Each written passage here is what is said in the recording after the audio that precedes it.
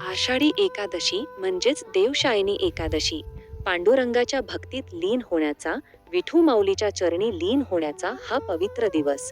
सर्वप्रथम तुम्हा सर्वांना देवशायनी आषाढी एकादशीच्या मनापासून हार्दिक शुभेच्छा.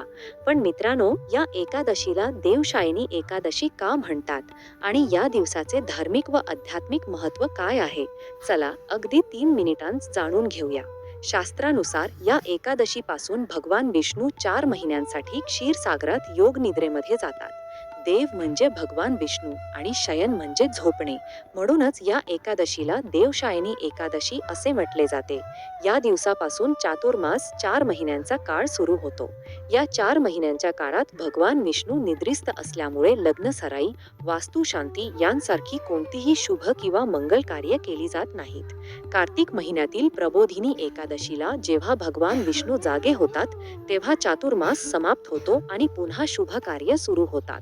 महाराष्ट्रात आषाढी एकादशीचा उत्सव म्हणजे एक अद्भुत सोहळा असतो.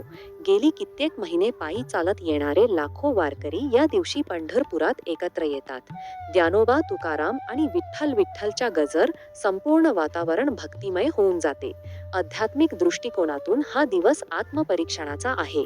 चातुर्मासाच्या या काळात आपण सात्विक आहार घ्यावा, आपल्या मनातील वाईट विचार, राग, द्वेष यांचा त्याग करावा आणि संयम पाळावा, असा या उपवासाचा मुख्य उद्देश आहे. चला तर मग आजच्या या पवित्र दिवशी विठू माऊलीच्या चरणी प्रार्थना करूया. सर्वांना आरोग्य, सुख, शांती आणि समृद्धी लाभो.